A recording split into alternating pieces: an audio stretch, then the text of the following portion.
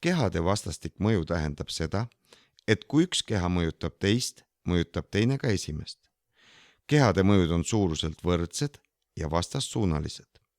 2 dünameetrit on paigutatud statiividele ja ühendatud omavahel niidiga. Mõjutame parempoolse dünameetriga vasakpoolset, tõmmates parempoolset dünameetrit teisest eemale. Mõlemad dünameetrid näitavad ühesuuruse jõu tekkimist 40 newtonit. Viime dünameetrid uuesti teineteise kõrvale ja tõmbame vasakpoolset dünameetrit.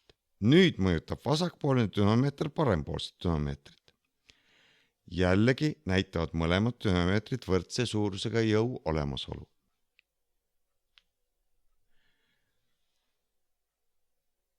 Tõmbame korraga mõlemad dünameetrid. Nüüd mõjutab vasakpoolne parempoolset ja see omakorda vasakpoolset.